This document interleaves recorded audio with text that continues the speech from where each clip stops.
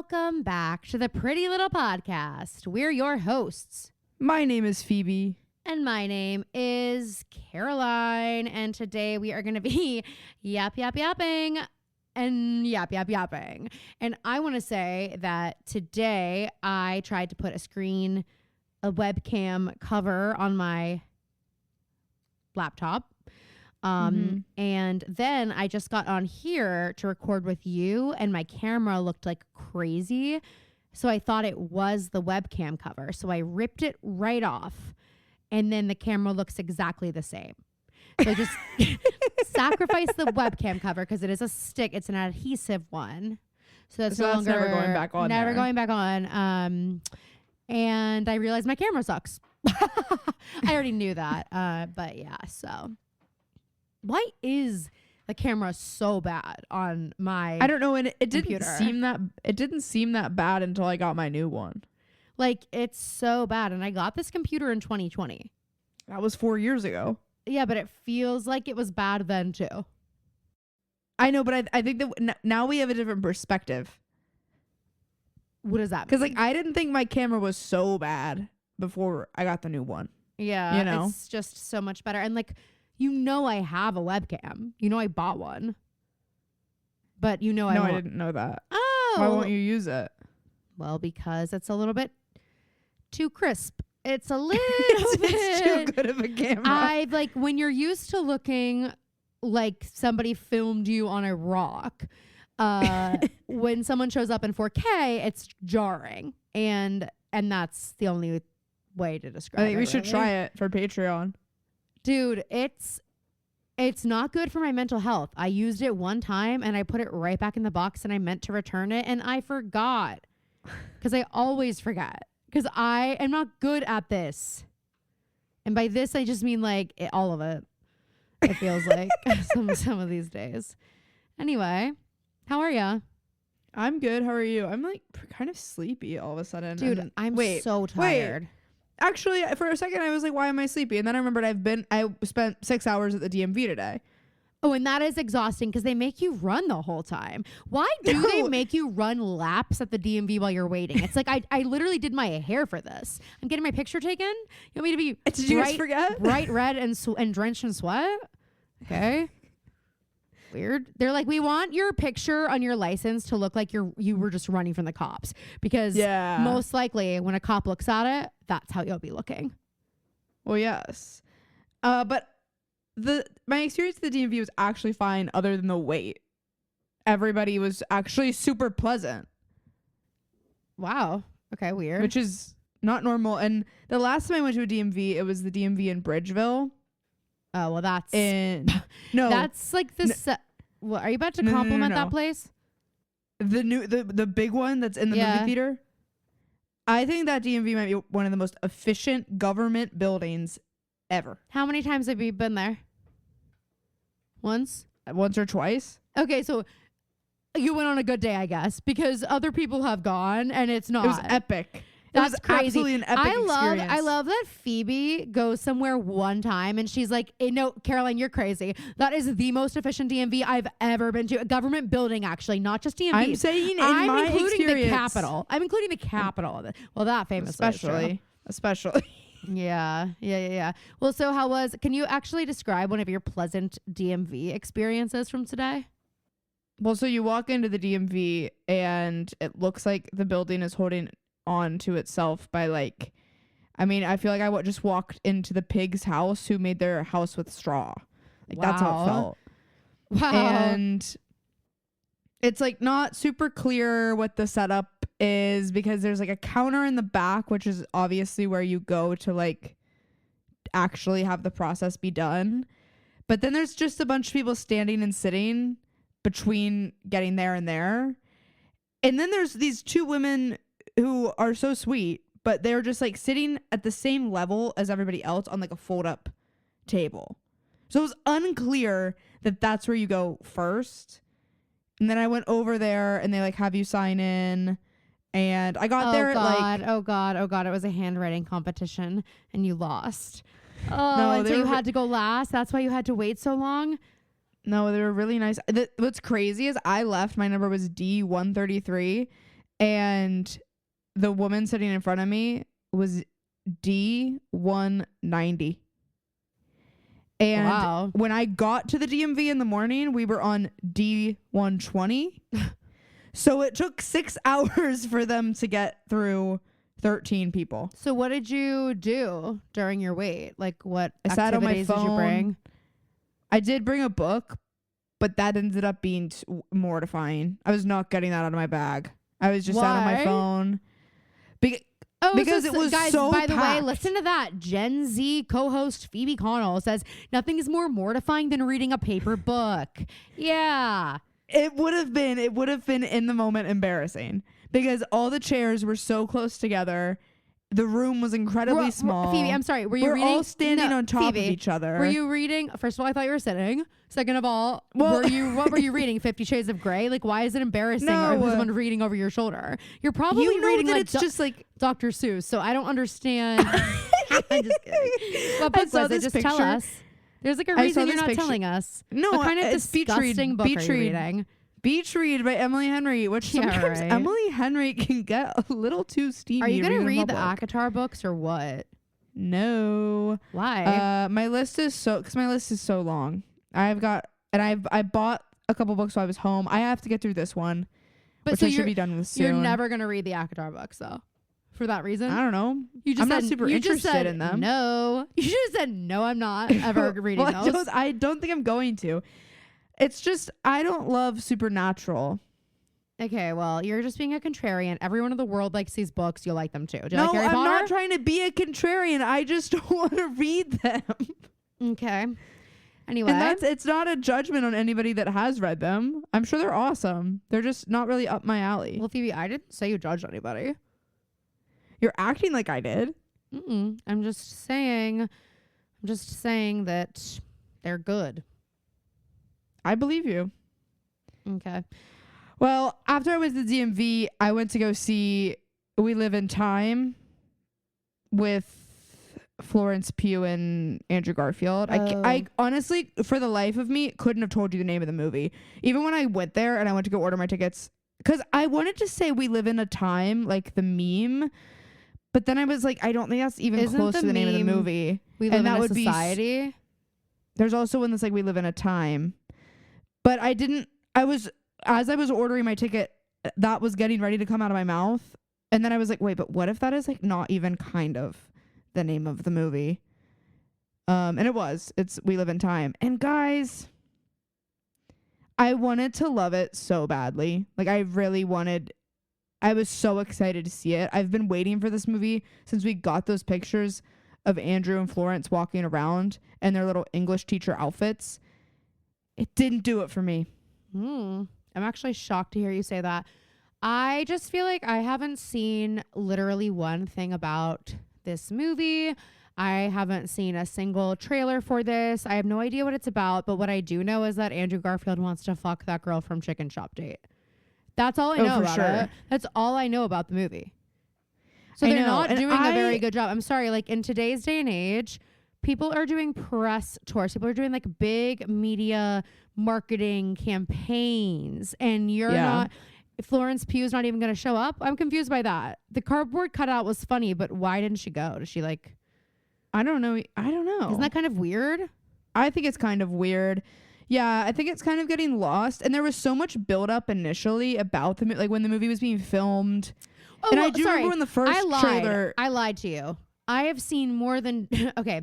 I've seen the cardboard cutout. I've seen that Andrew Garfield wants to have sex with that woman, and I've seen that he also wants to have sex with Florence Pugh because they took it too far one day. Which I just want to ask how that happens because that's what intimacy coordinators are also for. Because the sex scenes weren't like super long. Yeah, wait. Tell me about them. Like I'm dying to know. But what I will say is like. And I'm not, this is not me being a shamer at all. Yeah, right. Can't wait for this. Florence Pugh loves to be naked. Oh my God. I was like, what could she possibly be about to say? I didn't think that sentence was going to start with Florence Pugh. And I was like, if she's about to like say something insane about, oh my God. Thank God you didn't. But no, I agree. I mean, we thought it was very gratuitous. In Oppenheimer. This movie, it made a little bit more sense, but like there are honestly a couple times Well, like question: were they also having a sex in this scene- movie? Because that was what was weird about Oppenheimer is pretty much they weren't. She was just naked all the time. pretty much they were having sex that one time. That one time, but then the other time it's like you don't have to be butt ass naked in this meeting right now, Flo. Well, there was this. Flo, where's your costume? Flo, okay. She's like, I'm taking liberties. They're like, Flo, and she's like, what? Miss You're not Flo. body positive around here. You'll just like live. Olivia Wilde wasn't body positive either. I'm guessing. I'm just guessing. There's one scene in the movie where Florence Pugh gets completely naked to get into the bath. And then there's a shot of her. It's her in the bath. So we're at the level of the bathtub. So we're only seeing waist down Andrew Garfield, and he's in his boxers. Oh my God. And I wish you would have said boxers first. No, but this is what I'm saying. Jesus Christ. This is what I'm saying. And then he takes his boxers off. So we just have this like shot of his ass. Oh my God. Again, I'm thinking full frontal.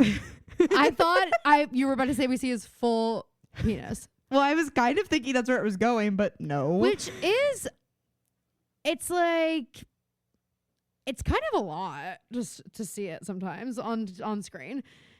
Here's what I hate. I have to like talk about a little gripe I have. Like, and I know I hate skin, like all that, but I just don't understand why it's like a locker room scene in some movie, and they like have all the extras walking around butt ass naked. Yeah, but they're like I honestly flopping around. It's disgusting. Call me a prude. I don't feel like a movie has never been made better for me because there was a nude scene. No. It's distracting sometimes. Because usually the entire time you're thinking like I shouldn't be watching this, but you're also thinking, was this necessary? Did they need to be naked? Literally. If they're having sex, I can kind of get the idea that they're having sex without me having to see their naked bodies. Yeah. Well, you could even sometimes I like a little like steamy something, but like then you make it weird and it takes it away. Like, here's what I have to say about 50 Shades of Grey. I'm talking like an insane person. I'm kind of like I'm just like having a weird time right now inside my mind. So I'm just like a little bit like today. So just forgive me for that, everyone. What I was gonna say was about 50 Shades of Grey. I just remember, and I don't remember actually that much from seeing it, except that I did have to use my fake ID to get in, which was weird. You know that, right? Caroline had her eyes over her hands over her eyes the entire time. Like it was literally. It was like when my friend Dan went to go see It with a bunch of us, and he's not really a scary movie guy. He had his eyes closed every time there was something scary, but the Goonies kind of parts he would watch, and Caroline was doing that. So like when they're like, and when they like meet, Caroline's like, okay. I can get with this. Okay, but then they had like it just got crazy. You guys, have you heard of that book and movie? It gets crazy. Well, I've told the story about the guy on the elliptical. Well, of course, but what I just remember this one specific scene. Well, because like the whole thing is like she's a virgin, so which is great. Oh yeah, I didn't know that. I've never seen it. So the whole thing, it's like it is actually like the classic. I can't believe this was like so groundbreaking. Like I guess it was because women finally started admitting that they like liked slutty shit. But I just think that I don't know. What is this obsession we had with like the plainest girl? I'm not calling Dakota Johnson plain, but that's how she's like supposed to be in the movie. Like she's supposed to be this plain fucking girl. Yeah, who's never had sex, like so timid, so meek, so not Dakota Johnson, okay?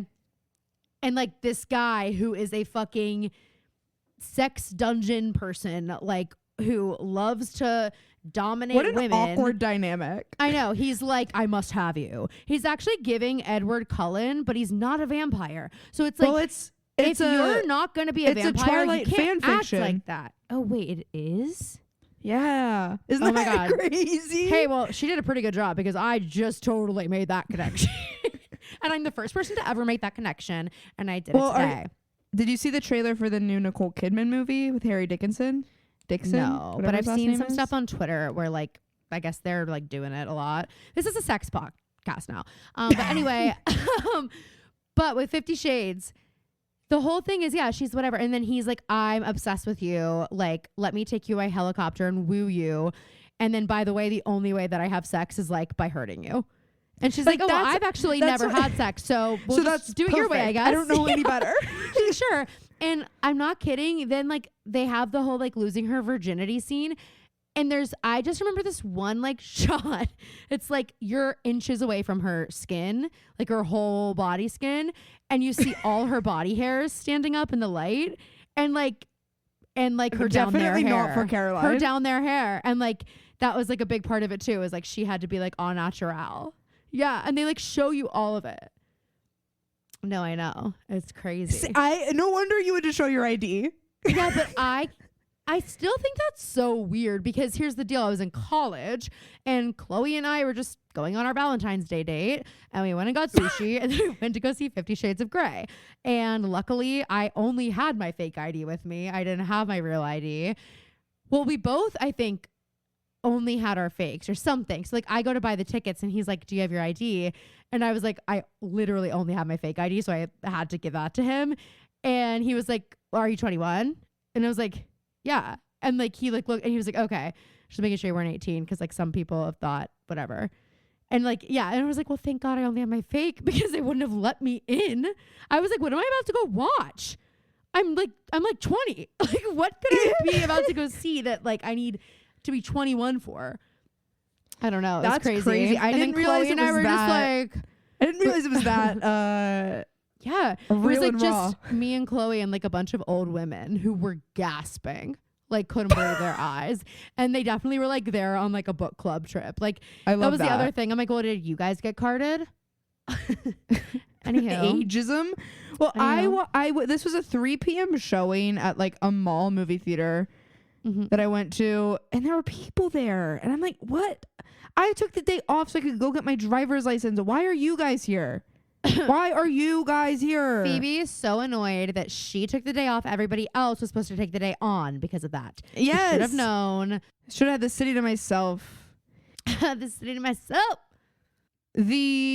Oh my God, the popcorn was so good today though. I actually brought it home. Wow. That's crazy. It was because it was like, I think they were starting to get ready for like the 4 p.m. like people busier showings, so it was fresh. Ooh, but I was also like the only person that she was helping at the time because I was a little bit late to the movie, which means I only had to watch 3 trailers, which was the perfect amount for me. Except that you fucking love trailers. And you're always like, I want to be there for all of it.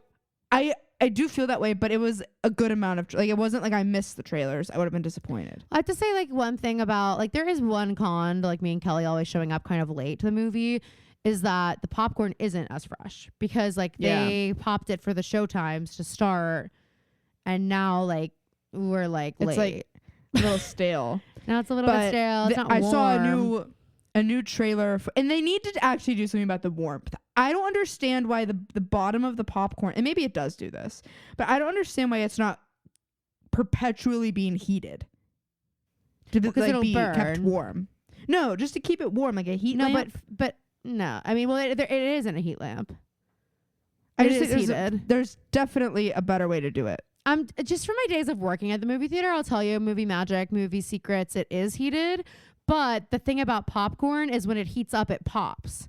And then it'll burn. So you can't just keep heating it. It doesn't need to be aggressive heat. I just think I'm telling you, it has a heat lamp. If there's any more, I think we'd run into that issue. Interesting. Well, I got to see a new trailer for Heretic with Hugh Grant, which I cannot wait to see. That movie looks so good. Oh, it does look really good. I think we talked about that, how we were like, he found his little spot with the Undoing, like this little. I think he did suspenseful niche vibe, which is not his thing, but it like is just really good for him. I think it's because it also we love helps him because so much. Yes, and we like he's got this like. I think a lot of us think of Hugh Grant as how he is not because of this movie, but I think in our heads his personality is like who he plays in Knives Out 2. Yeah. Like he just seems like super friendly and like and goofy. So I think what is so captivating about this movie is that he starts off that way when the girls get to the house. Like he like seems super friendly. Oh my goodness, I can't wait to see When it. does it come but out? anyway, November 8th, Okay. I think. Cool. Yay. Which I that's was exciting. kind of surprised by it not being a Halloween release. Oh. Huh. Well, they're like, we're not a But- gimmicky horror movie. Yeah. Don't lump us in with your gimmicky Like that horror fucking movies. Terrifier movie. Yeah, I won't be seeing that. Me either. I heard it today, don't actually. do clowns. I don't fuck with clowns. I don't Except do for gore like And that. I did. I'm like, okay, that we one don't time. actually need to. Hot take, guys. We don't need movies that are depicting gore like that. Well, okay. I think it's a dangerous outlet for people. and this is the first time this has ever been said. You sound like every mother when video games were invented. Every is mother just when not video a games good are invented. outlet for people. Speaking of video games, the new Mario Party Jamboree is super duper fun and great news. So like Birdo is typically my go-to. That's typically who I play as because she's got a big freaking rock and she's a diva. And she's married. Well, like we don't really know, but to Yoshi kind of, and that's Anthony. So it's like it works. By the way, tomorrow's our kind of like the 2-year Miss wedding Piggy- anniversary. They're kind of like the Miss Piggy Kermit of that universe. Yes, correct. Like I feel like Yoshi is just obsessed with. Doesn't Kermit like hate Miss Piggy? And Miss Maybe Piggy's like I'm- obsessed I'm- with Kermit. I'm thinking of Crash Out Kermit at the moment. All right, your twin flame, the person you can't stop thinking about, Crash Out Kermit. Sorry. Well, he just keeps popping up on my feeds. There you go. Did you hear me? Tomorrow is our 2 years. Yes, congratulations, Cotton. Thanks. Do you want to hear something else crazy? So mom was like, oh, Caroline, I had texted Phoebe and she never answered me. And if she had answered me, I probably would have bought this for you, but she didn't. So thanks, Phoebe. But she Wait, but texted you about a cotton candy machine because Oh yeah. your oh yeah, I didn't fucking answer that. Our 2-year anniversary, or every wedding 2-year anniversary, is cotton, which is kind of like, I mean, you can do sheets, but I was just kind of like not excited about that much right now because we want a new bed. So it's like, yeah. I don't really want to spend money on nice sheets if we just want to get a bigger bed. Anyway, so I was like, I don't know. I can't think of anything. We tried thinking of creative things. So mom's like, well, I texted Phoebe and I said, what if I got them a cotton candy maker? And she never answered. But then this morning, Anthony comes down and he's like, babe, you just deserve like a special anniversary. And I just like feel bad. We haven't really planned much for it. And, you know, I thought about buying a cotton candy machine, but I just thought that if I brought that in the house, like right the day after the cleaners came, like you'd really be mad about it. I was like, yeah, if you fucking did that, I would not be happy. I think that's why I didn't answer mom. I think I saw it a little bit too late, and then I was like, well, Nice I save, don't nice know save. about that. I don't know about that. but funny that they both have the same idea. And I'm glad. I do wonder, would Anthony have bought like a full-sized one? Well, yes, because that's the other thing is Anthony was like, they're really expensive. And I said that to mom, and mom was like, oh, the one I was going to get was like $30. And I was like, what the fuck was Anthony looking at? Like, but yeah, I think probably like fair quality. Like for a circus? Yeah. Because then he's like, then I was looking up like fairs near us, like fall fairs, October fair. There are none. I was like, well, Which thank is God, because that's my interesting. hell. Even though it would be very Pretty Little Liars. When I'm driving around, I keep being like, I need to take some like little videos or pictures and like make a little like fall and rosewood kind of Here's TikTok what we need to because do. it really looks like it. But you know, I'm behind the wheel, so I don't. We need to do two things. The first is we need to get drama trained, and we need to What the hell does that mean? put a GoPro on Drama's is head so and have well-trained. him no, I mean to film. Okay. So he can stick his head out and we can record while you're driving. Well, or we could just have my husband do it. Or Yeah, better but yet, I was he could thinking drive. if those schedules didn't work out, Drama's Right. available. Drama, but- well, he might be. Don't assume. Right. Well, he's always busy. He's always Yeah. got his little HOA meetings in the back. Yes, he does. HOA. But the second thing, homeowners association. No, I know. I just don't. Okay. Anyway, Drama's your representative for the family. He's actually the president. for the homeowners association. Yes. Who owns a home? That's what goes on in the clubhouse. Well, your landlord isn't showing up to these meetings. I don't know what you were talking about, but what were you saying? Well, hey, by the way, what's with the Sharpie? Why are you wielding this at me the whole episode? Well, because I'm thinking about my rotation as we're talking. So you have to be holding this blue Sharpie. Is it really threatening you? Well, kind of, Fee. I don't know what you're going to do with it. Have you ever seen Chalk Zone? Literally, the words flew out of my mouth just as the Sharpie flew out of her hand, kind of violently. You're giving Crash Out Kermit, Phoebe. There, I said it. Anyway. You even look green. We need, I did miss the Wicked trailer. That sucked. Aww. We need to fly Megan Albadrez out to Mount Lebanon, Pennsylvania. Yes. In the fall at some point so she can film some. Oh my God. Some Emily vids.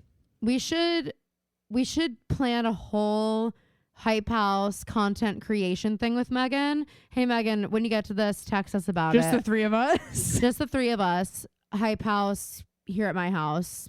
Kick all the boys out except the dogs. So just kick Anthony out for a little bit. And we film. Oh, no, he can film.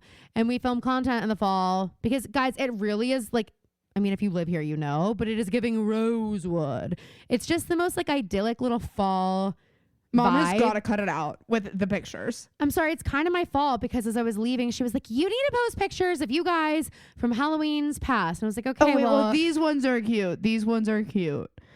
I was like, I was getting tired of seeing pictures of me in middle school and high school in Halloween costumes. I was like, okay, well, low-key, I was like, Phoebe kind of is like the queen of Halloween. Like, she's killing it in these. Okay, so let's look at what, I don't know what either of us were talking about.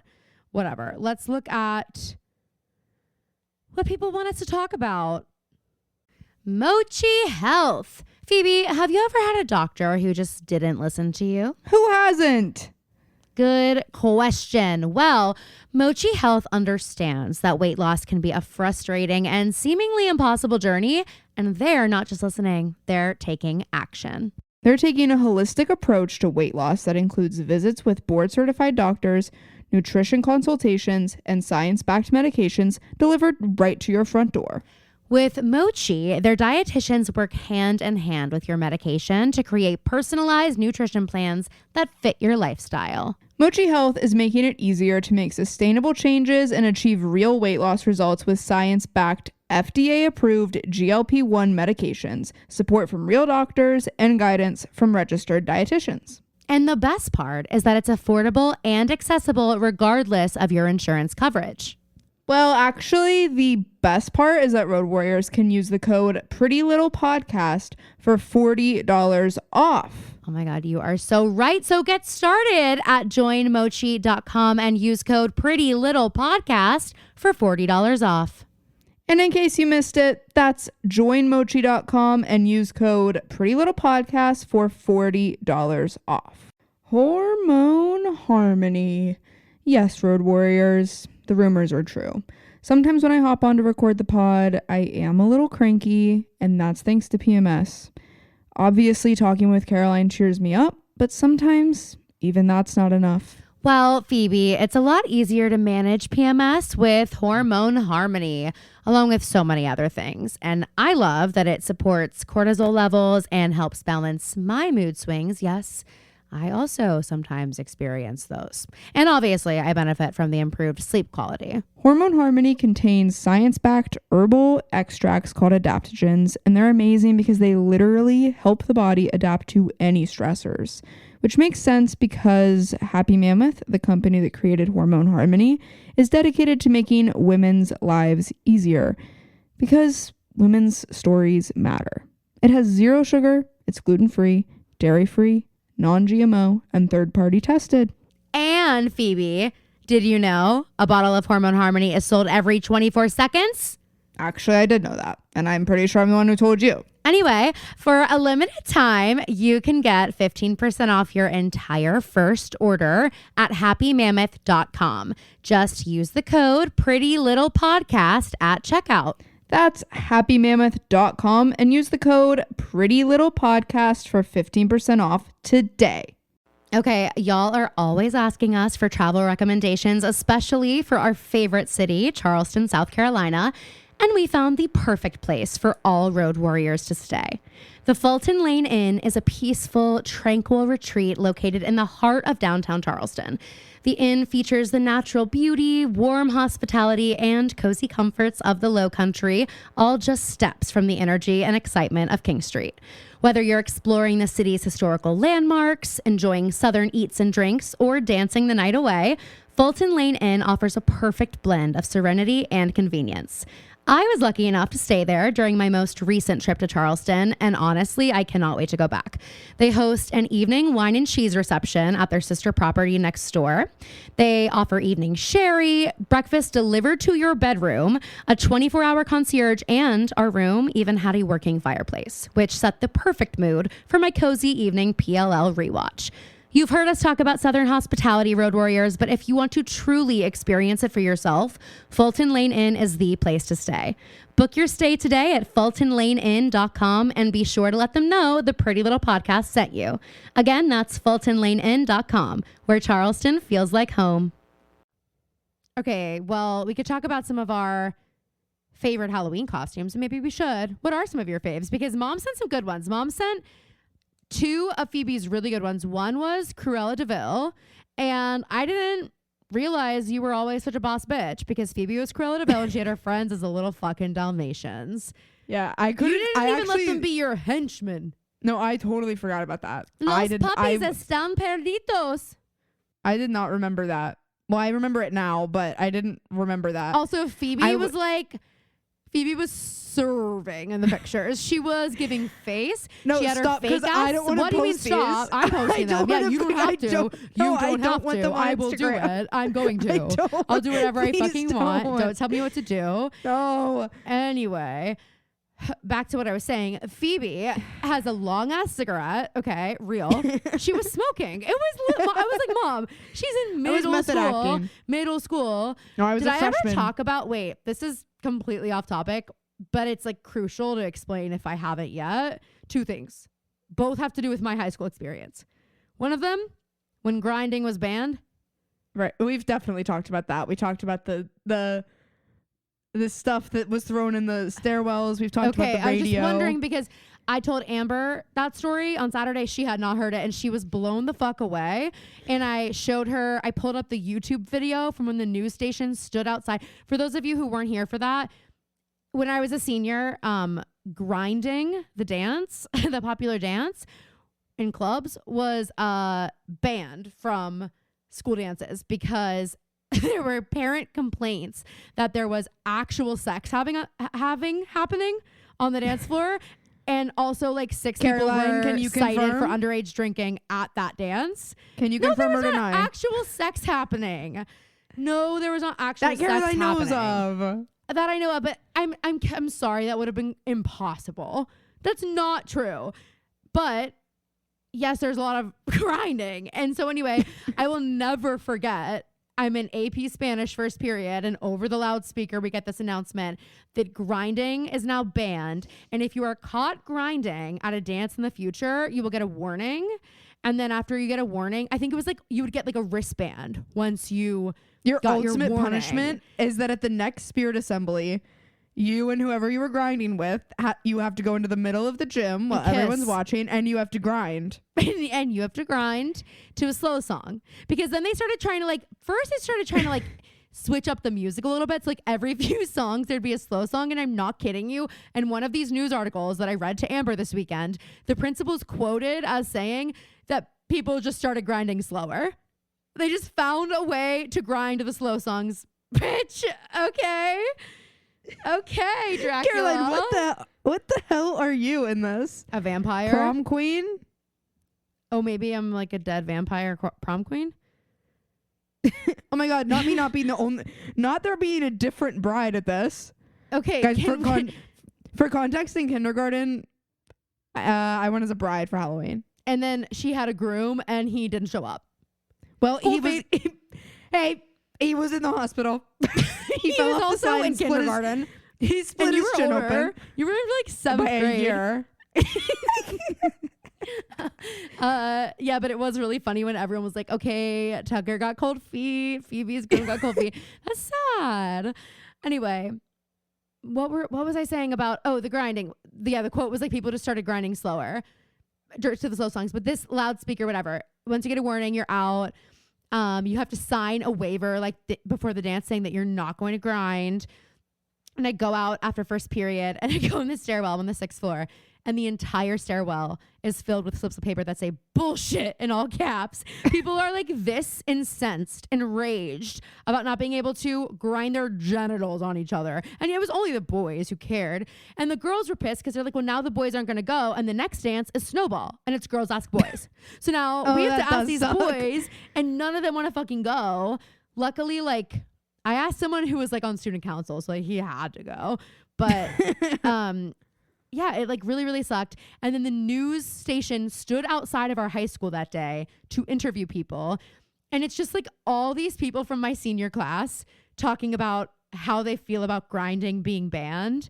And like this one kid goes, that's the hill they're dying on. This one kid goes, I mean, like, yeah, grinding's kind of like all I know. So I'm not getting direct quote. Imagine them applying for jobs like fresh out of college and like people, their employers Googling their names and they're like, okay, so at least we know he can stand for something. I'm also like, at least he knows how to stand on business. Yes, you know what? 10 toes down behind him. And his girlfriend is 10 toes down behind him. But it's so funny because there's like some girls who are like, I think it's like honestly ridiculous. Like I think they have bigger issues like than how we dance. Like it's not a big deal. Everybody does it. If you don't want to do it, like if you're not comfortable, you just shouldn't go to the dance. And I'm like, girls, you don't have to act like that. They're giving Amy Dunn cool girl monologue. Like stop it. Stop it. Who fucking cares? You cannot tell me that you fucking love grinding, that it's your favorite dance. You cannot tell me that. Anyway, that's the first thing. The second thing I was going to say about high school. Oh, okay. Was that there was a class called character development, I think. Is that what the class was called? I don't remember. You're asking me. I think it was called the character development, but it wasn't like a theater class. It was an English class. An English teacher taught it. Who? Mr. Tubby. Yeah. So the whole thing was there's a day in this class. It's like a semester long class. And there's a day called character day. And everyone has to come to school. Yeah. Did I tell the story? I think maybe we've talked about it, but I also know it. Okay. They did it when I was there. Or no, I think it was banned. Okay, never mind. You don't know the story I'm going to tell then. So character day was the thing where you like invented a character. I didn't take the class, but I think they created a character of their own device. I think they picked one out of something that they read. Maybe they changed it for your grade to be that because of this. So it used to be you create whatever character you want. Okay. And there was a kid, he was in choir in King. Of course. King, this man. Oh my God. Actually, I was a freshman in college. He was a year behind me, but Kelly was there. So you can imagine. I'm sure Kelly was super nice about it. Well, I think she was because he was like an officer for choir too. And she was like president of choir. So yeah, which is right. Such a crazy part of Kelly's lore. I know, is that she has like an insane like soprano voice, and her energy is just so like cool girl, not into kid. that stuff at all. She's gonna love when she hears that. So this guy dressed up as like some kind of a homeless person, and you have to have like a whole backstory, okay? And like I do think I know this story. So you have to show up, and you have to have your whole backstory, and you cannot stray from your character the whole day. The only time you can change up is when a teacher in class asks you to answer a question. You're supposed to, but like all the teachers know what's happening too. So kids kind of would like still be in their character. Imagine the conversations between like the math teachers, the cool guy math teachers. The math teachers are like, oh great, the freaks are here today. The freaks are out. These fucking losers are coming into our class. I like when they stick to the fine arts wing. Can we not let these freaks out in the hall, just in here? Roaming the whole school. They couldn't. Oh my God. Yeah, those poor math teachers and like the history teachers. Well, some of them would have been into it anyway. But I'm thinking like we've said his name on the pod before. Mr. Diallo would have absolutely been like, "Oh, guys." I know. Oh, Mr. You'd have Diallo to would do have been this like, in a it's the year." weirdest day of the fucking year. I tried calling off, but I'm out of PTO days. Like, that's like his whole, he's like, every year I take off on character day. Everyone knows that. It's my day off as a math teacher. So this kid shows up to school as a homeless person. And he had like all of his books and like all of his school stuff in like a gigantic trash bag. And basically he looked very believable. And he stood like the second he got on the school premises, he started acting in character. So he kind of started acting like he didn't know where he was going because he's a homeless man. He doesn't go to school here. And now he's an Emmy award-winning actor. He starts like bumbling around and like whatever and like goes in the school and people start being like, you know, hall monitors and teachers like, who the fuck is that person, old man in our school, whatever. So they start like trying to talk to him and they're like, excuse me, sir. And he like won't cooperate. Like he's like, what? And they're like, who are you? And he like wouldn't give a straight answer. He wouldn't give his name. He wouldn't like, he was like, I don't go to school here. Like, and he fully was, and they're like, okay, well, we're like, you would need to comply. And he wouldn't. You kind of have to go to school here to be here. People started being like, he's a student. And he was like, no, I'm not. And like the teachers were like, if you're a student, you need to say so. And he's like, I'm not. So the police are called. Mr. Blank is upstairs. He's like, hell yeah. He was not. This is so punk rock. This got character day, I think, canceled for a little bit because the fucking police were called. And it ended up on the news also that he was so good at his character. As the police is being called, how is he not like, okay, guys, wait, I'm going to find the article. I mean, I think at that point he did. But at that point, they were like, we don't believe you. You know what I mean? They're like, fair. Yeah, That's right. fair. Like you just, yeah, you're admitting it now. You We're calling waited until the police. police got here to start saying you were a student. Like, yeah, right. Where's your book bag? And he's like, well, he started like dumping out the trash bag. They're like, stop it. Stop. They thought he had like a weapon, I think. Hang on. God. Character day. I might have made that up. Mount Lebanon High School. Let's see if I can find this. Yep. Okay. Oh, look. It's like the anniversary of it. October 28th, 2013. Okay. Last month, well, should I dox him? Like his name's here. I mean, this is an appreciation pod for him. I'll just give his first name, Michael. Last month, Michael got an assignment for a drama class at Mount Lebanon High School. Little do you know, CBS News, it was not a drama class. Even worse, it was an English class. Okay. It was to create a character of his own choosing. His choice, a homeless man named John. The 17-year-old's costume was layers of coats, fingerless gloves, a grimy face, and carrying a garbage bag. He also did a lot of mumbling. On the day the assignment was due, his mom dropped him off at school early in disguise. Here we have a quote. And kind of knocked on a door, an exterior door, and they were immediately confronted by an administrator. Said Mount Lebanon Police Lieutenant in his name. Michael may have given an award-winning performance, but he also got a 2-day suspension and a lesson in ever-increasing school security. Police were called because Michael continued to stay in character. Quote, pretty shortly after they arrived, they determined that this was a student playing a role. The school district would not comment directly on the incident. I'm sorry, that's my God. so funny. It says, Michael was not given the 2-day suspension because he dressed up for a classroom assignment. It was because he didn't identify himself. That is a violation of the student code of conduct. But how fucking funny is that? So yeah, I think probably nowadays that assignment is pick something from a fucking book. So that when you come in here and someone's like, who are you? And you say Harry Potter, nobody calls the police. They're like, oh. They're like, oh, nobody okay. calls the police. You're not actually Harry Potter. Yeah. But if you're just a homeless man named John of your own creation and you start the act the second you get onto the school campus, then yeah, like you might be fucking doomed. Isn't that so funny? I love it. That's how hysterical. pissed was his mom that he got suspended for that? Oh my God. What would our mom do? God. Would she be pissed at us or pissed at the school for suspending us?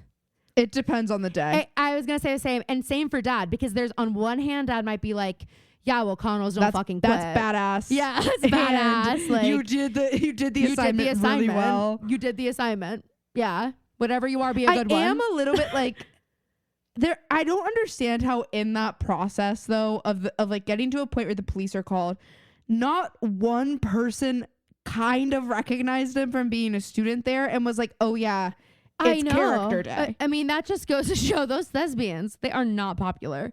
No one knows who they are. People I'm also are walking like- under, like, yeah, I'm also the people walking under, like, yeah, he does not ring a bell at all. They're like, we actually look away when theater kids walk through the hall, so we've actually never seen any of them. We don't we could like- not point them out of a lineup. No. You guys know I famously hate the film Monty Python, but it's like that part of Monty Python where they're like, shame. Yeah. Okay, you wrote a serious global intervention needed. Yeah, listen, I'm fed up with Okay. the timeline in which we're implementing holiday season shopping.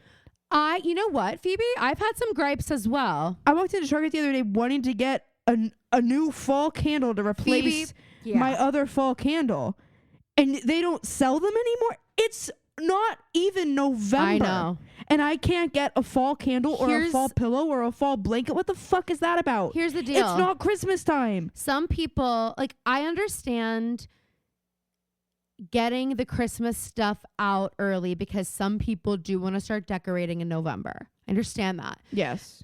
But here's what I think the store should be doing. Put it online first and then put it in the stores, because like it's again October and I was like walking around and I was going to like all the little areas of Target that usually have holiday themed stuff because I wanted cute fall stuff. Like I feel like usually I get like a few new pieces every year to add to my collection, and this year like I literally don't think I got anything from Target for like Halloween because like anything that wasn't like in the dollar section, because there was nothing. It was all Christmas. And I found that amazing candle that I think I talked about, the Hearth and Hand. I think it's like Harvest Nights or something, that candle. And it was actually, you know about my heartbreak with the DW Home November Nights candle that like I famously looked for years after getting it at Marshall's, and it is no longer in production. It's really sad. This candle rivaled that. And then I went back to get another one, gone. Again, not even November. At this point, it was maybe mid-October. And what I want to know is, like, when did you start them. selling them? When did you start selling them? Because if I had known I needed to fucking stock up, I would have. But I didn't know that because now I'm not ready for the cedar, for the pine, for the spruce. I don't candles want a yet. Christmas scent yet. There. I'll get there. I'm not there yet. And then it's like, if you find a good pumpkin scent, you kind of have to like go with it because it's very hit or miss. So it's also really annoying. I find a really fucking good one, which they're few and far between, and now I can't get it again. I love fall scents, but they are like, there's a very fine line between when I get like, and this orchard candle cider orchard or whatever that I had, and it was in like a cute container with like spider webs and like a fun little label on it. I really liked how it looked. I loved how it smelled, but I burned through it. Yeah. And it's halfway through October. Now is about the time when I would get a new one. I have a recommendation for you. And to those of you who don't know, every year Trader Joe's has the vanilla pumpkin candle. It is $3.99 and it is a small candle, so you have to buy more than one. But it is one of the greatest fall scents ever. It is so good. It's not too much. It's some vanilla pumpkin scents are like actually an abomination. No, this is a perfect scent. Even Mom has it, and it burns. So like I'm telling you, it's good. I bought 3 last time I was there. I actually bought 3, and I accidentally bought a Honeycrisp apple one too, and I didn't mean to. I was kind of pissed about it, but it also smells really, really good. So you could do any of their fall candles. But I tried to go online and order the Hearth and Hand one. And you can't order it either. I tried to, because I tried to do 2 things. I tried to do an online pickup, and then I went to go see if it was available on the app at all. I was like, I'll go drive to another store. I'll drive to one of the stores. Yeah. I just feel like legally at a federal level, we need to have like a calendar. Like the same way we started implementing the holidays in the Gregorian calendar, we need to have holiday savings, because it's just like not in the money way. Here's another thing is that like we'll buy the stuff. Yes. I'm more likely to buy it if it's only in the store for a limited time. Well, and that's the other thing though, is that this has created a bit of a sense of urgency for me that I don't like. It makes me want to go to Target less, because now when I go in and I see this cute Christmas stuff that I'm not really ready to buy, but I'm like, well, it's not going to fucking be here. Like, and in November, I'm going to start Yes. getting Valentine's Day stuff. So Which is I have to do it now because it's not going to be there. And I did actually get some really cute stuff at Target from like the cheap section. They had like a chartreuse green, almost a brat green, little light up glass house. It's so cute. And that was $3. So I did get that. And then I got they have some glass trees that light up that are like all glitter. Like they're really cute. So I did do some of those because I was like literally, especially in this section, they won't be here. There's no chance. And it's really frustrating. I just don't understand. Like, So I'm with the you. complete turnover was really because I've also been trying to be more disciplined about my Target Yeah. It's run. hard. So I've been doing Target orders to my car so I don't go in the store. That's actually a really good because idea. if I go in the store, but that's part I'll of buy why I more like than I going. I need. just like being in there. It's but good I for just me. try to like make those more sporadic. That can't be a weekly thing for me because I will buy everything. But so it was very jarring to go into the store for the first time in like a month maybe and be like, wait, Yeah. what the fuck? What's going on here? What kind of operation are we running? Magnolia's completely Christmas. I know. I went on Friday and it was like really upset. I was upset about it too. So that's why I put that note in there. okay, well that I can get behind that. Let's look at what people sent in for us to chat about. So, we were talking about our favorite Halloween costumes. I mentioned Phoebe's Cruella de Vil, and you had that one where you were like the Snow Queen from Narnia, but your makeup looks like Lizzie McGuire. No, I was I was some kind of DC villain okay that year. Oh yeah, But I don't know anything Storm? about that. maybe I don't remember. But I have no idea. Guys, for context, everybody knows I was in the marching band. And we had to do the Halloween parade. And my section always like went all out. Like that was the thing about like they always just... So I had to go all out. I couldn't let my team down.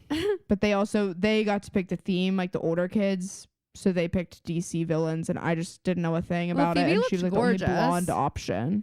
Phoebe Thanks. Those jeans were terrible. Phoebe said, "I am not dyeing my hair. Oh my goodness. I am not dyeing my hair." Phoebe looks so pretty, and her makeup looks like Lizzie McGuire in the Lizzie McGuire movie when she has like the fashion show and she has the igloo moment. And I used to think she looked so beautiful in that look. I used to think like I was like the frosty lips, and I actually still think that silver with blonde hair looks so good. And maybe that's why I think you looked so pretty, but it was a good look. Maybe for you. I should go as the Tin Man. Maybe I'll go as the Tin Man for Halloween this year. Well, that's what Anthony's being, so you kind of sound like a copycat. But go for it.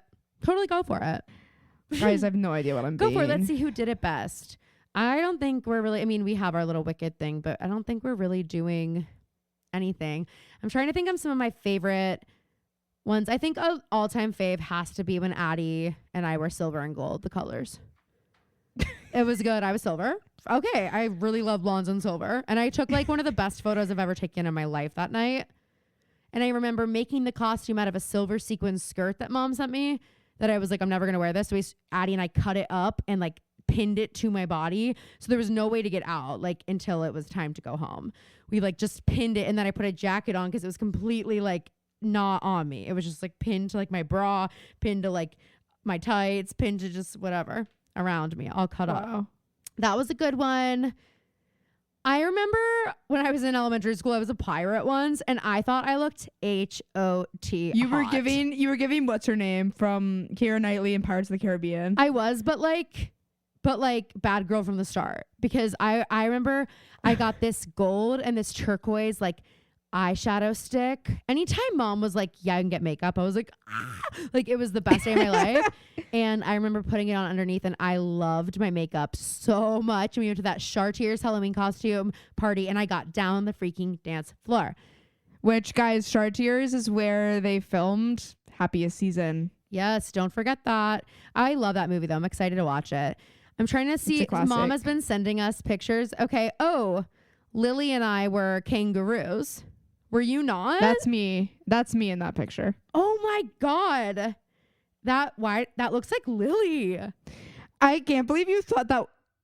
I can't believe you thought that was Lily though. Not because of the looks, but I'm like, age. I know. timeline Well, the other wise, day, how Mom could that said have- something about how when Lily was in middle school and I was in high school.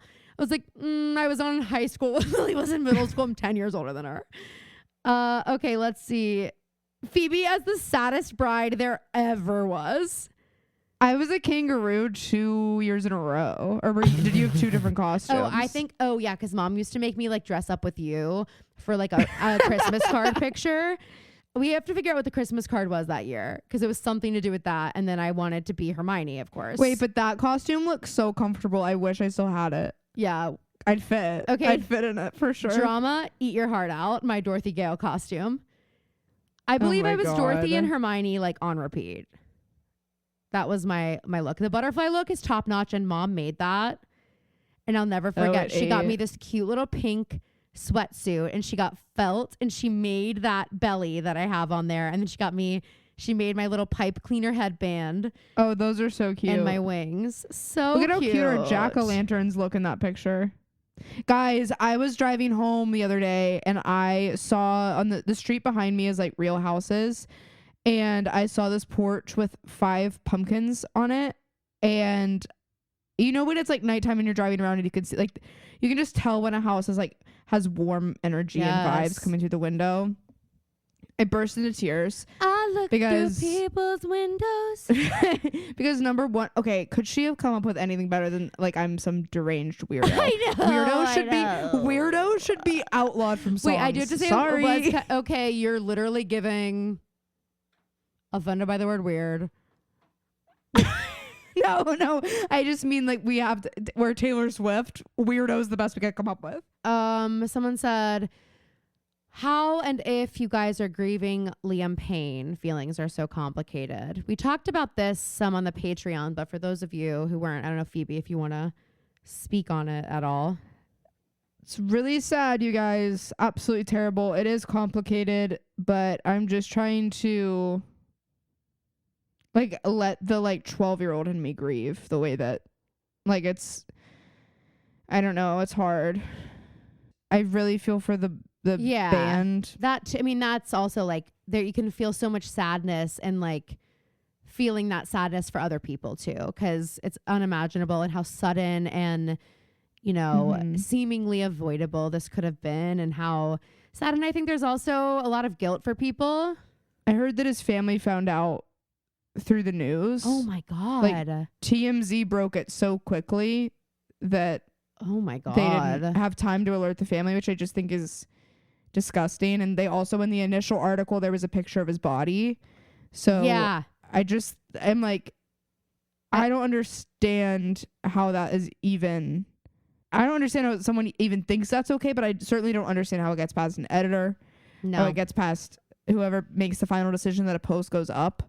It's moments like that are just like, it really is like, shows how deplorable that side of like humanity and the media is. It's just really, I agree, disgusting. I agree. And there, I mean, again, it's like, regardless of this person and these complicated feelings and what he has done and, what he needed to answer for and etc. He's a 7-year-old son. He has a girlfriend who is devastated. He has a family and he was 31. And, it's not that he was like, anyone could have seen this coming. So I think. And I just think that there was a lot of like girls who were into what, like we always just thought that they were gonna get back together and do like one last tour. Yeah. And we all felt like we were gonna be in and like it certainly until one of them died, we thought we were all gonna be in like our 60s and 70s. Yeah. And the fact that we're like in our 20s and one of them has passed is really unfathomable still at this point. But I watched This Is Us on Friday. Oh, absolutely wrecked me. And it just like, I don't know. I think that it feels like saying like goodbye to a chapter of our lives that. Well, there's also like a level of like innocence and wonder and excitement of like, loving a boy band. Like it's kind of like a rite of passage, and it's that feeling of like you can listen to a song from One Direction and feel like you're 13 again and with your friends and whatever. And like life is just simple and whatever. And then when this person who, you know, is that memory for you passes at 31 because of something so dark, there's a lot of like, I feel like childhood, like sadness there. Like it like breaks something, shatters something, takes away the innocence of like that for you. Like it takes that bit of childhood and away. I also think it's like sad. also Liam was the one who like had the least amount of success on his own, and he loved the band so much. And I think there's also some guilt that people feel like we gave him a hard time, and like the way that people were talking about him towards the end, which like some of it was deserved, but a lot of it speaks to like we all have a lot of power with our voices on the internet, and it can affect people that seemingly you wouldn't think it would affect. Right. And like the things I've seen people posting in the wake of his death is like I'm just sad for him that he also never, like, he didn't get the help that he needed, and he also had to watch like his bandmates, especially Harry and Niall, like be these massive artists, and the closest he got to that was with them. Right. And now it's finished. It's terrible. It's terrible. Makes me quite sad. Well, switching gears before we head into our rotations, any thoughts on the Eras tour? I don't like the new surprise song dresses. Me either, of course. And I wish she would go back to the old 1989 outfits. I still hate them. I do too. The shoes are so bad. I think it's so cool that Florence Welch has been doing the Florida shows. It's super fun. Other than that, I don't really have any new thoughts really about the show, except for it is super cool to see videos of Gracie Abrams' first show and her show now. And like, I mean, a record label would never put her on a tour for a stadium right now. Yeah. But the fact that a stadium is like, people are getting there to see her, and they know the words, and they're doing the like little crowd things that like at our show, like only a few, like it not everybody knew how to do some of the things that her crowds do. Yeah. And it's super exciting to see that for her. And like, I also like, it's been so long. Like, she also just like looks so much older. And I think it's crazy that the first time Paul Mescal gets to be in the VIP tent is not for Phoebe Bridgers, it's for his new girlfriend. Oh my Gracie god, Abrams. that's crazy. That is crazy. So wild. The amount of like relationships that have gone in and out of the Eras tour. That's so even for Taylor. Taylor's been in 3 relationships. Oh my god, that's true. That's so true. I want her to release that song. She did. She did? There's the deluxe version came out. It's on that. All the songs are great. Wait, I thought I looked at that and I didn't even see it. I guess I missed it. Yeah, it's on there. Because I love all the that songs one. on there are pretty good. There's one that I didn't love, but I think I like. But she just is. Her critique will always be the thing about Olivia Rodrigo is that she was able to take the parts of her that she was inspired by Taylor Swift by, if that makes sense, and create it. And I think it's because she's working with someone who doesn't work with Taylor Swift. She's working with Dan Nigro. Yeah. So like, he's able to take her sound and make it unique to her. Yes. Well, she wants to be so different. You know, she's actively working against it. Gracie's not. And she's also working with Aaron Dessner. Yeah. So it's like, I don't know. I just think that that's going to be a constant critique of her, is that she sounds too much like Taylor Swift, because she does. There's one lyric. Let me see if I can find it. There's one lyric where I was like, it's a great lyric, and it's also so Taylor. Did I tell you when I was singing That's So True? And like Anthony was like, this is not a real song. What is this song? This is not real. When I was like singing the words. And then I got to some point, he goes, oh, it's a Taylor Swift song. And I was like, no, it isn't. It's a Gracie Abrams song. He's like, it sounds just like a Taylor Swift song would sound. And I was like, I don't know what. Let me see if it's this one. There's one about like she says like mascara or something, and it What song? is so I don't know. I'm looking. Oh, you stranded Sadie and Sarah when they opened up. A waste of running mascara. You thought we wouldn't talk. A waste of That's it's so New Romantics. cat eye sharp enough to kill a man. Enough to kill a man. I love when we sing about God. makeup. I'm a girl and I'm gonna wear eyeliner. That's Taylor's. That's a vault track from Reputation.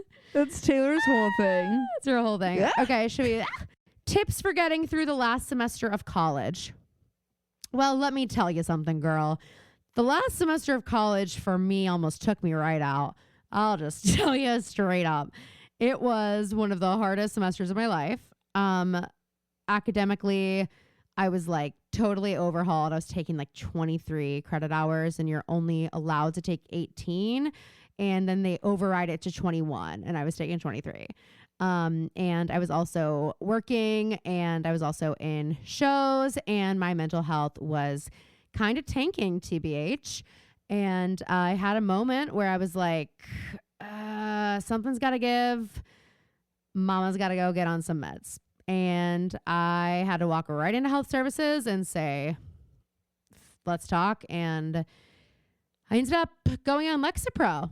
And I'm not telling you to do that, but I am saying that if you're feeling like it's really hard, it is really hard. And it's okay if you're looking around and people are like, oh my God, easy, last semester of college, we're almost done. Let's just get to graduation. Like, you know, and if that's not your story, like that is okay. You don't have to love the last semester of college, but just try to remember that like you will miss it one day, probably. Mm-hmm. Even if you didn't love college, there will be things about being in college that you miss. And everything you're doing right now, whether it's in the classroom or not, is really like giving you the tools you need to be successful outside of college. And I mean that in terms of like your time management, your ability to maintain relationships in such a stressful time of your life, your ability to adapt to change and, you know, deal with like this idea of not knowing. And I think Phoebe and I had really different like post grad experiences in terms of like our job searches could not have been more different. So I don't know if Phoebe wants to talk to that because mine's like a little bit more specific, but I would say start applying to jobs ASAP. as soon as you were 100% sure that you are graduating on time, start applying for jobs. Yeah. But also that can also be hard because then they're going to be like, well, we need you to start right now. It's like, well, actually I'm still a student. But it's like, it takes forever. It's actually the most frustrating process known to man. But it took me a long time to find a job. Well, no, I will give myself more credit. It didn't really take you a long time, but it felt like it did.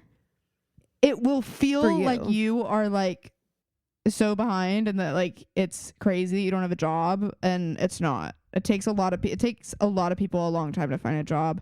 And look at that time between college and when your first job starts as like found time that now you can do, like while you are applying for jobs and you should be saving money and everything like that. Like it's also time that like for me, I got to be in Pittsburgh for long. Like I didn't think I'd be back in Pittsburgh for that amount of time. Yeah. And that I was really fortunate for that. I loved where I worked at the time.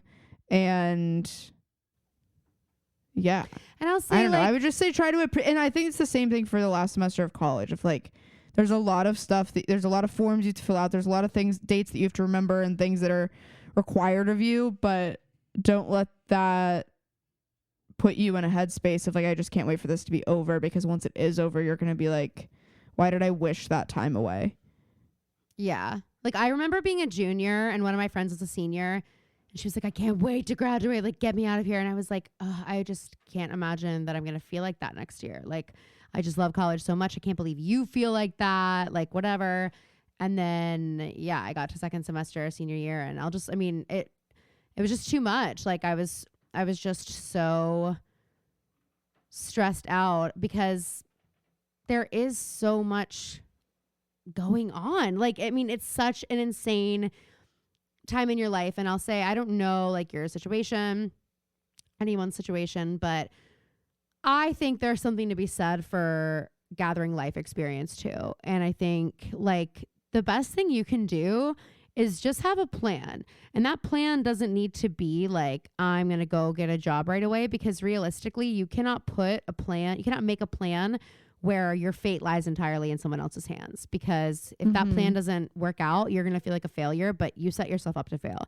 So you need to make a plan for you on like how you're going to enrich your own life and make sure that you stay positive, make sure you stay focused, make sure you stay like whatever. And like, think about this time in your life and look at it as an opportunity, like Phoebe said, to maybe spend more time with your family or spend more time with friends who, you know, you might have to relocate for a job. You might not, whatever. So like, just really make the most of your time. Like plan for your future to be your best self so that you're ready for anything. Like make a plan that's like, I'm going to apply to a few jobs every week, like a specific number or whatever. But I just think you have to constantly redefine what success is to you.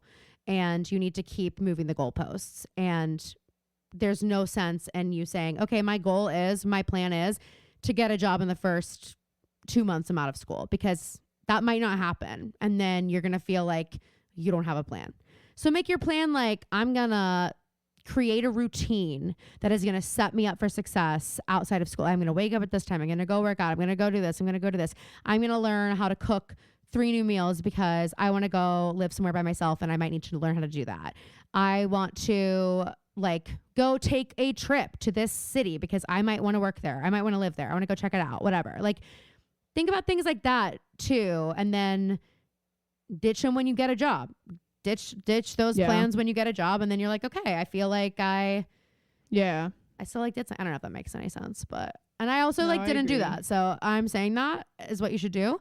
But that is not what I did. So, you know, but I was also, you know, I went to clown school. So I was doing a theater job right out of school. Heard it here first, folks. All right. My dream rotation is going to be Jason Kelsey. Nice. Because him at the Eras tour did just light my heart up. He is so precious, and him like having a favorite Taylor song and dancing to it and getting so excited and seeing him have his girls there in their little headphones and coloring while their Auntie Tay is up there doing her thing is epic. Also, shout out to Donna Kelsey for finally looking like she doesn't hate Taylor Swift's guts because she was filming the tour. I was like, okay, thank God. You know, she doesn't hate her. Yeah, I do feel like, I hope that's just her face, but it's like one thing for you, Donna, and you do. No, but it's also her words. It's also her words and like her general, all that. But one thing I want to say, Donna, is Taylor Swift might be the most beloved and hated person in the entire world.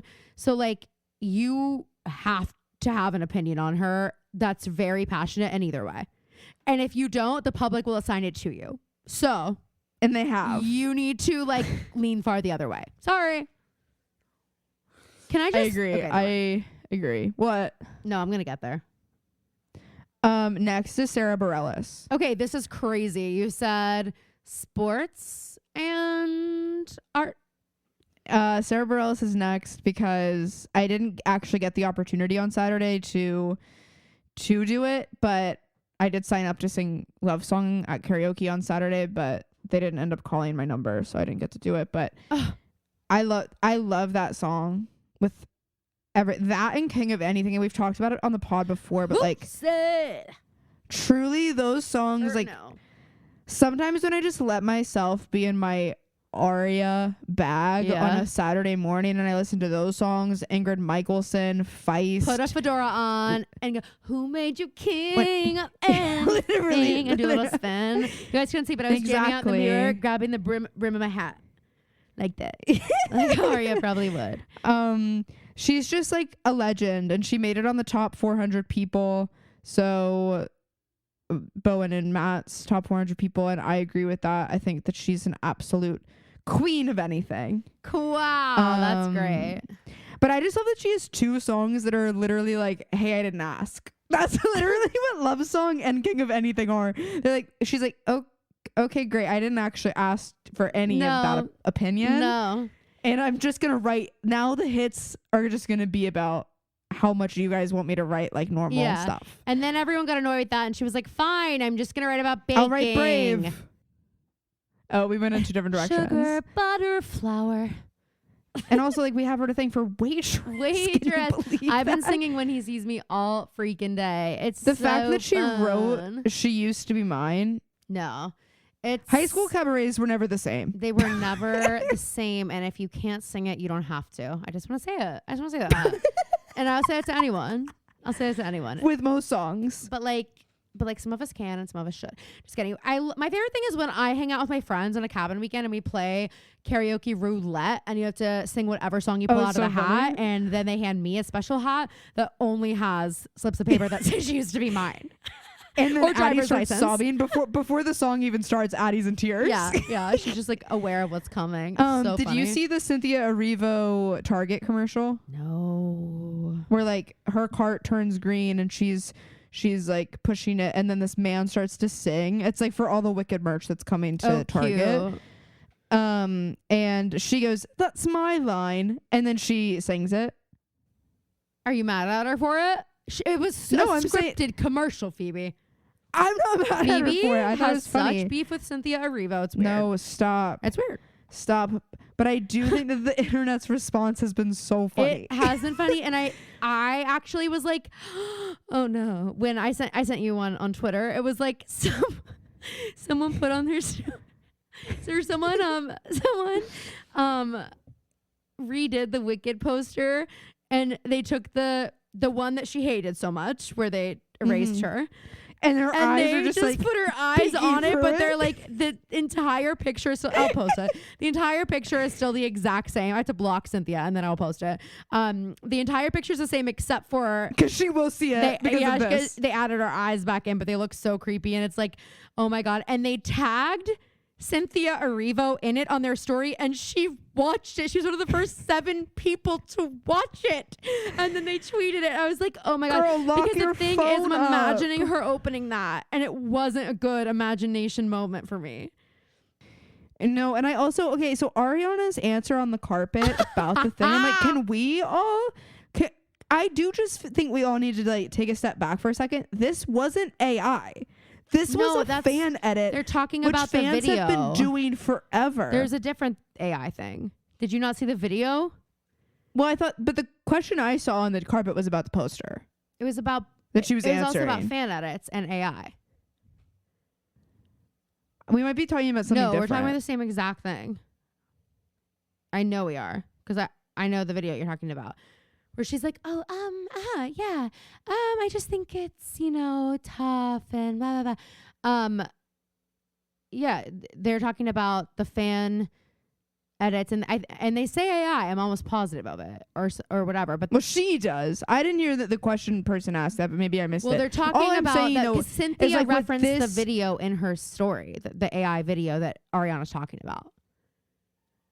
I don't even know what AI video you're talking about. There's an AI video that went viral where it's them in the poster, and then it they start fighting each other, but they look like so fucked up and scary. I think I have seen that, and that's what she's talking about. She included that in her story. So when Ariana answered, maybe they didn't say it, but she answered because that was included in what Cynthia's complaint was about. Oh, okay. The fan made. Well, that's AI. more valid. The fans told the AI to do it. I'll take the AI complaints. I thought that was the annoying complaint, because I was like, who cares, you guys? It was a hilarious edit of you two fighting.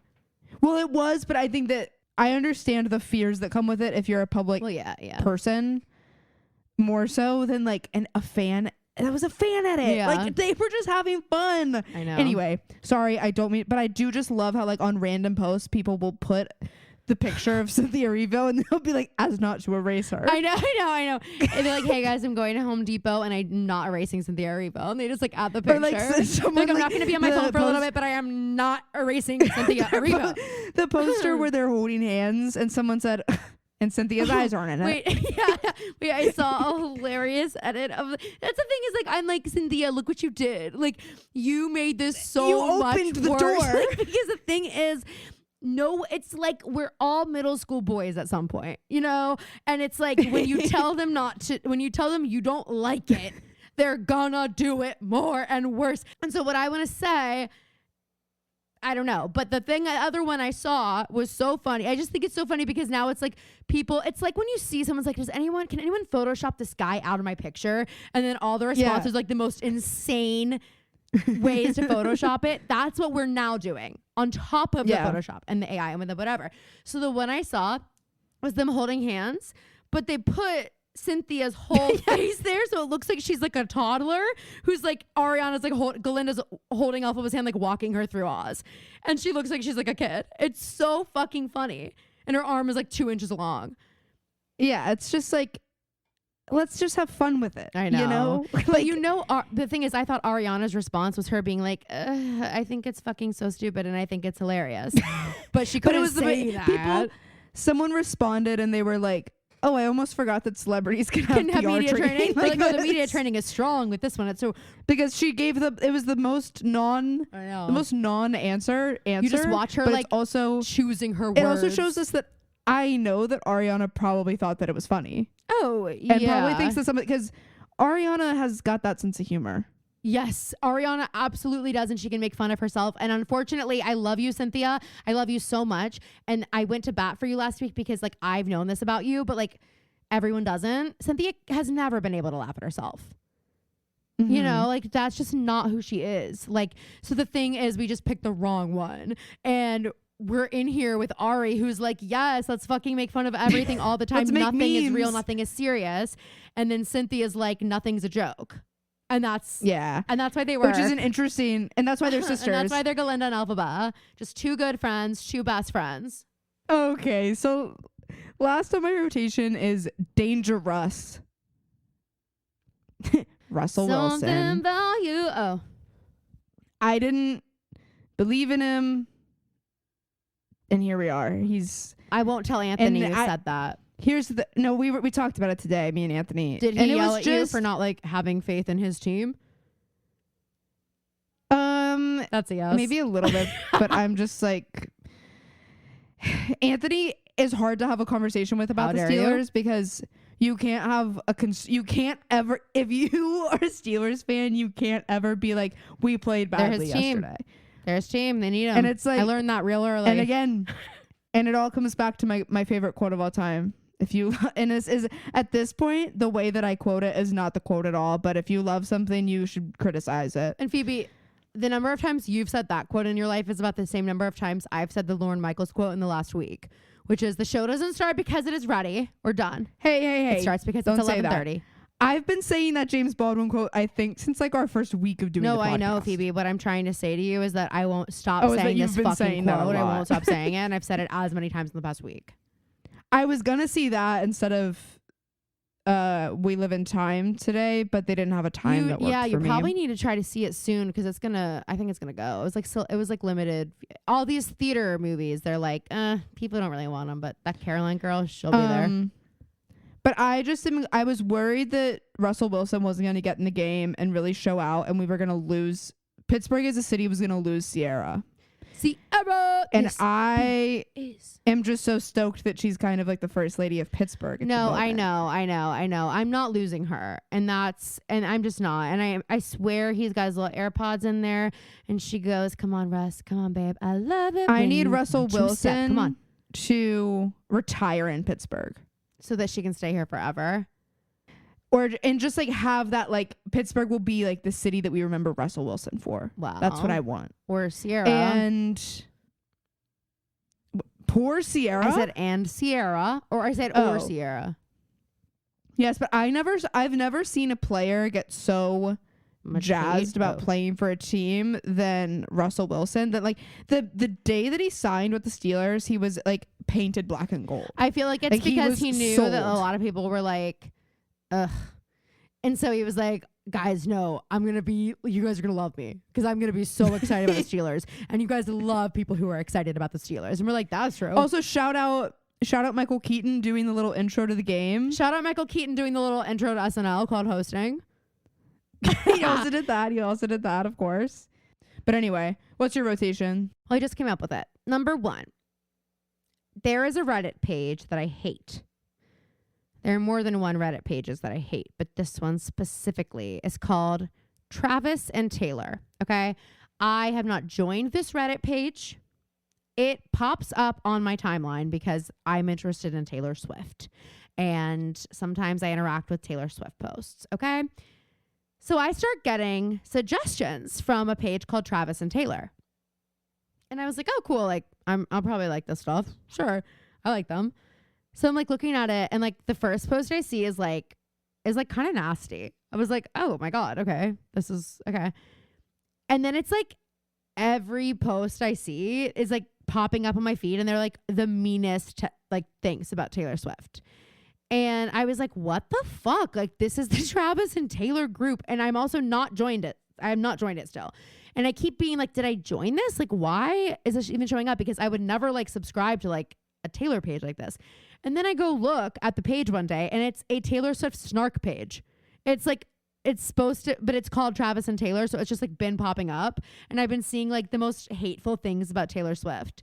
And I've been like, okay, I don't need Mother Taylor to like be in my phone one day and see that this is popping up. But also then I see that apparently like some YouTubers are making videos calling out the Travis and Taylor Reddit page because they're like the fucking meanest people on Reddit. And yeah, it's really horrible. And I just, for a moment, I was just like, I would hate to be Taylor Swift. And so I just want to say, yeah, the Travis and Taylor Reddit page, you're on my nightmare blunt rotation, and everybody in it. Because like, what is wrong with you? You guys are actually obsessed with her. That's the other thing, is like, that's the thing. I have visited Reddit snark pages solely to learn things. Like sometimes, and it's usually like someone who I can't learn everything about just by like walking out the front door. Like Taylor Swift, I walk out the front door and I'm hit in the face with like 10 new headlines. Like I know everything about her. Yeah. So if I'm looking to a Reddit snark page, it's for somebody that I don't know much about, that I'm like, I need to look to like the experts. And I'm just looking to see tea on people.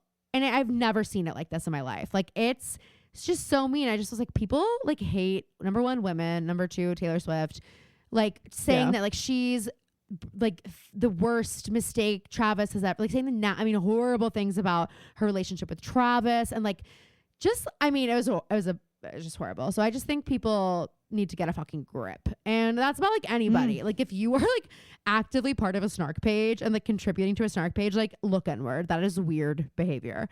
Okay, next. Just like do your snark pages in real life like everybody else. Okay, next. Halloween party poopers. Don't be handing out lame candy, number one. Number two, don't be turning your lights off. It's rude. It's Halloween. Everyone is going to be out knocking on doors.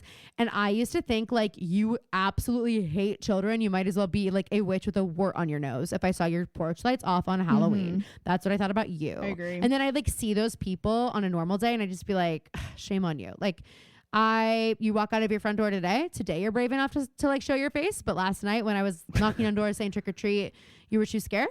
Like, what the hell? You know what I mean? Like, what is it? You hate joy? You hate children? You hate fun? It is. It's kind of, at least put something out. Put a fucking thing out. And then they're like, and then here's the other thing. Okay, also with my Halloween party poopers, this is all like an umbrella thing. The people who then put on Facebook groups and like next door, like complaining about trick-or-treaters. Last year, I saw so many so many Facebook posts that were like, these kids are so mean. They just came and took handfuls of candy and ran. I said one piece. Okay, well, it's fucking Halloween. So, like, that's ridiculous. They're not going to take one piece. If you just have a thing out on your porch, that's not going to happen. But, like, people just talking all about, like, oh, these kids are too old. Also, like, I'm sorry. I'm over these kids are too old to be trick-or-treating thing. If you're under the age of 18, if you are in high school, you can be doing it. You go trick-or-treat, because I would much rather have you trick-or-treating than getting fucked up and like driving around our neighborhood while these kids are around. Exactly. Like, please, God, go trick-or-treating, because this is the one night a year that we don't need you like doing. I mean, not the one night a year, but like specifically tonight. Like, you just don't need to be out doing other shit. Go be normal. Go trick or treat. Go get your free burrito at just Chipotle. Go crazy on Halloween. Like, I mean, I will never forget. Okay, fine. I'll tell a crazy story from my high school time.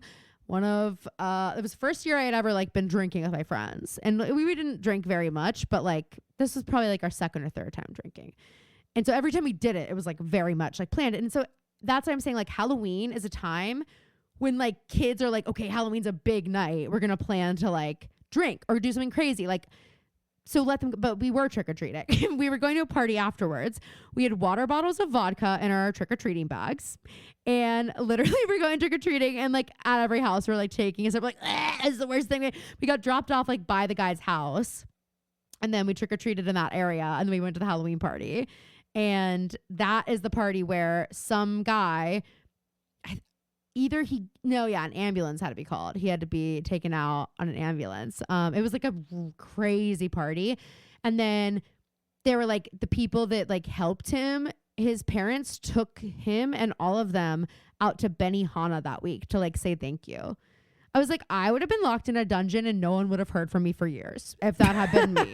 We would not have been getting hibachi. Let me tell you that much. We would not have been getting hibachi. No. And then he hosted the New Year's Eve party, which I thought was crazy. But his parents were like, oh, well, like we'd rather it be at our house. Like he's not going to like get to go to another party, but we'll do it here. So we had an insane New Year's Eve party at his house. And I went and I called Mom to pick me up as a gummy bear. What was that crazy? Well, I was really mad because a boy that I liked was there and we were like beefing. So he was trying to talk to me there and he was like, Caroline, like we got to watch Despicable Me. And I was like, go fuck yourself, gummy bear. And then I got in the car with Mom and I said, gummy bear, I'm out. And I was out of there. And what's last? Okay. You are so annoying how much you hate talking to me. We have a podcast. Phoebe's like, stop talking. You're telling entertaining stories and the people are on the edges of their seats, but stop talking right now. Okay. The last thing on my nightmare blunt rotation, I forgot to write it down. So now I'm kind of forgetting. So I have to think for a second and you have to fucking be okay with that. And you have to deal with that. And I'm stalling. Can you like talk for 2 seconds while I think? Guys, I'm officially a Tennessee resident. Can you even freaking believe it? Hate that. Officially a Tennessee resident. Tennessee residents. Next up on my nightmare blunt rotation, Tennessee residents. You guys are annoying. It's like anytime you hear about a live show happening somewhere in the States, you're like, why not Nashville? And it's like, okay, we get it. You live in Tennessee. We get it. You're a resident of Tennessee. Chill. Okay, you went to the DMV for 6 hours today. We get it.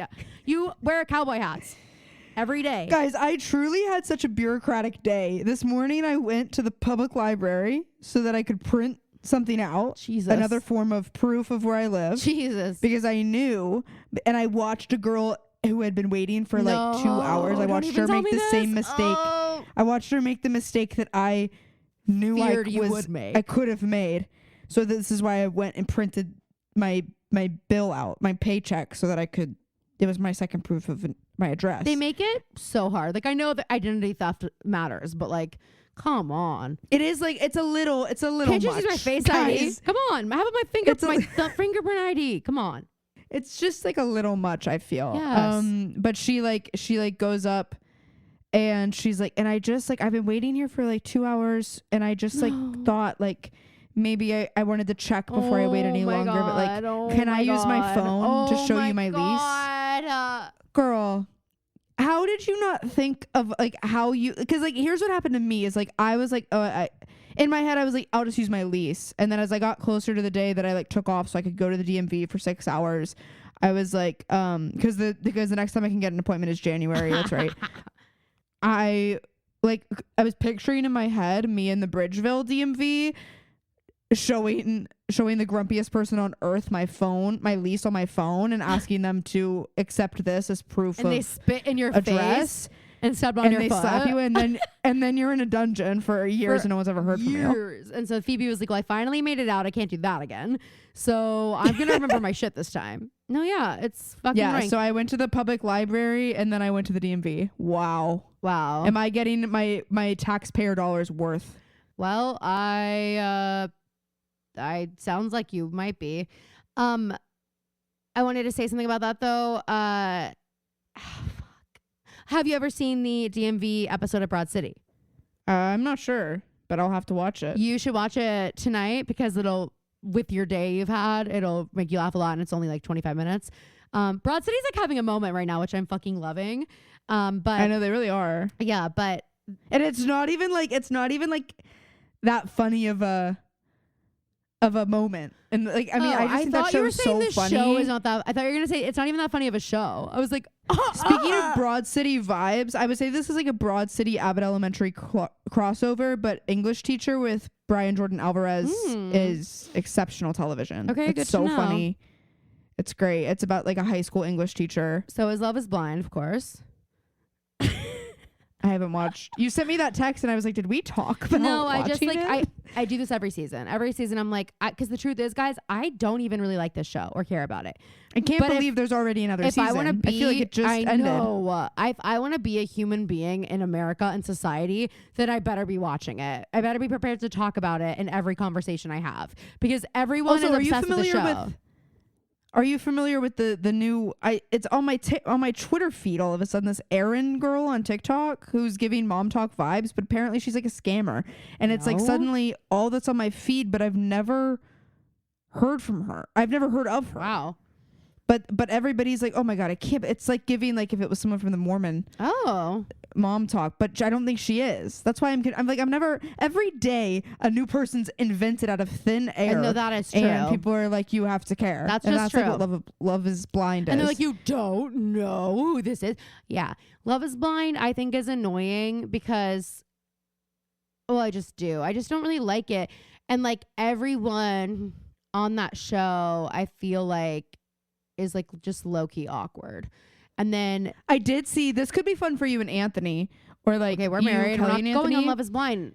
Okay, a throuple show. That is so weird, Phoebe. No, people were watching the show blind and taking notes. Oh, wait, that is kind As of they a were cool watching it. idea.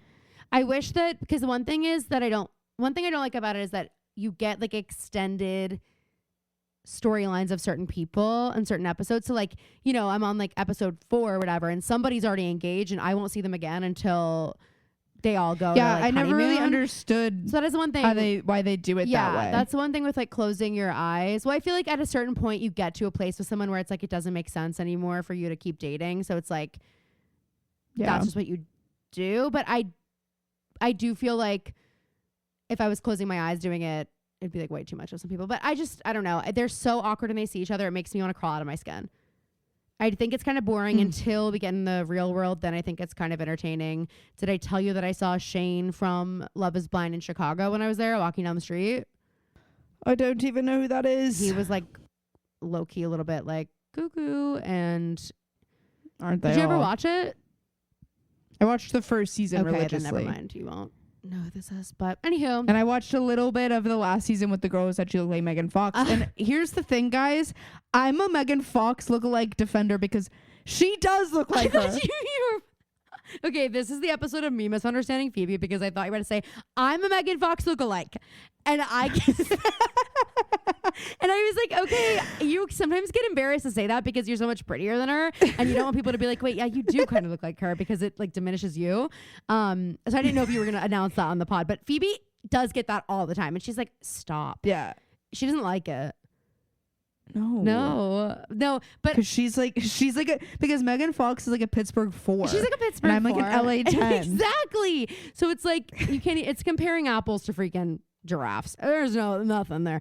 But yeah, no, you're right. She does look like Megan Fox. And I think people were so fucking mean to this girl. Now, here's the here, Chelsea, I say this with love and light. Why the hell did you say that? Would never say that on TV, on television. It's like with both sides of the coin. I'm I like, can you're both understand right. because like you're both right. You're both completely right. In his head and wrong. In his head now, he is picturing Megan Fox. It's the and you like you should be downplaying how attractive you are in the pods. Okay? Yes. If you were on Love is Blind, you Yes. should be like, I'm homely. Number one thing you need to know about me, I'm homely.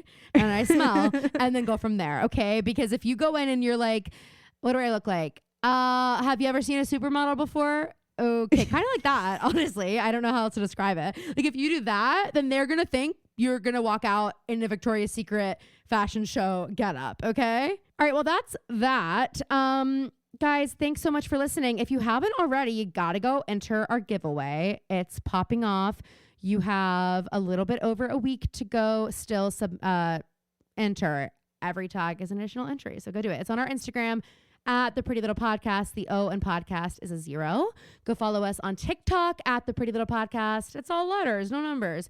And please, please, please, if you have 2 seconds right now, please leave us a review. It makes such a big difference for us. Really means a lot. And oh, by the way, 5 stars. I didn't mean less than that. So that would be great if you could do that. And Thursday, our penultimate episode of season 5 is coming out. We're going to have our season finale on Halloween, which is very exciting. That is also when the winner of the giveaway will be announced on social media. So make sure you are following us for that. And we have a Patreon pilot episode coming to you on Friday. And as of right now, it's a surprise. All right. We love you guys so much. Thank you for listening, and we will see you next week. And I'm walking here.